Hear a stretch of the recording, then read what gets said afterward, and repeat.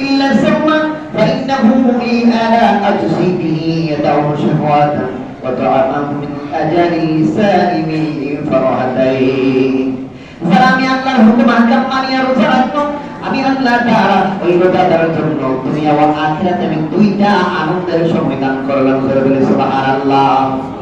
রোজা রাখলে সওয়াব আছে না নাই? আছে। বলেন আছে।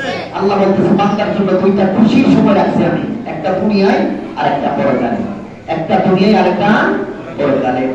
একটা দুনিয়ায় কি হলো ফারহাতান ইনদাল্লাহি ফিতরাম, সারাদিন বান্দা রোজা রাখার পর যখন ইফতারের সময় হয়, ইফতার সম্মুখে রাখে, তারপর আমার হুকুম ছাড়া খায় না।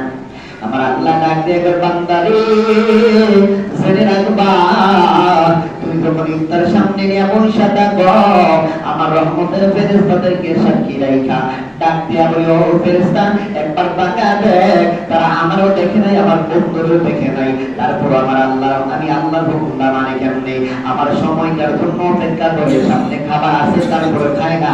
ও ফেরেশতা সাক্ষী থাক, আজকে এই বান্দারা সারাদিন রোজা রাখিয়া ইফতারের সময়ে খাবারগুলো সামনে রাখা আমার হুকুম ছাড়া খায় না, আমি আল্লাহ তার জীবনের গুনাহ সমস্ত তোমাদের সাক্ষী রেখে তাকে মাফ করে দিলাম। বলে সুবহানাল্লাহ।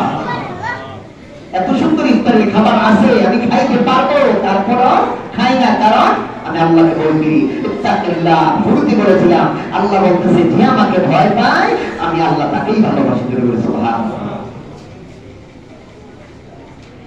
এক নাম্বার হলো দুনিয়াতে যখন ইফতারের সময় বান্দা উপস্থিত হয় আর তাদের সামনে রেখা বসে এবং ইফতার করে, তখন তার মনের মধ্যে একটা আনন্দ লাগে, যে একটা আনন্দ।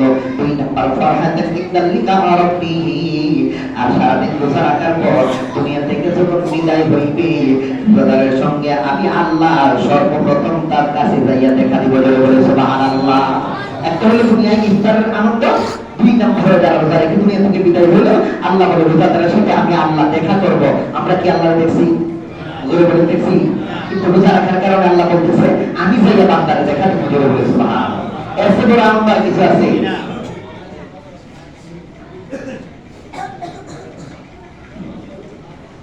ওয়ালা তানুফু ফাইমা সাইউ আতারিবু ইনদাল্লাহি মিন রাহি ওয়াল মিসকি। ও দুনিয়ার মানুষ, আপনি আমি সাধারণত ঘুমাই তারপর মুখের মধ্যে একটা গন্ধ পয়দা হয় কি হয় না? একটা গ্রাম পয়দা হয় না?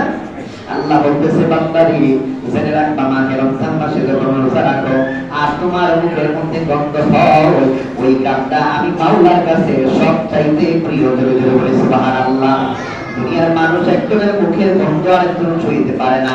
আমার আল্লাহ বান্দারে রোজা রাখলে আমার হুকুম মানিয়া আমি আল্লাহ তোমার মুখের গন্ধটা এত ভালোবাসি, আমি আল্লাহর কাছে এর চাইতে প্রিয় আর কিছুই হয় না। জোরে বলে সুবহানাল্লাহ। ওয়াসিয়ামুল জুম্মাহ ফাইযা কানা ইয়াউমু সাবতি আহাদুকুম ফালা ইয়ারফুথ ওয়ালা ইয়াসখাব ফাইন্না সাবাহু ফায়াকুল ইন্নী মারাউ সাইয়ু রাওয়াহু শাইখান। এই দুনিয়ার মানুষ, যখন তোমরা রোজা রাখবা জেনে রাখবা রোজা হলো ঢাল স্বরূপ। এবার ঢাল কেমন? যুদ্ধের ময়দানে যখন যুদ্ধ করে, সে তখন বিপক্ষ শত্রু থেকে আঘাত পায়, ওই আঘাতটা ফিরাইবার জন্য একটা অস্ত্র, সেটার নাম হলো ঢাল।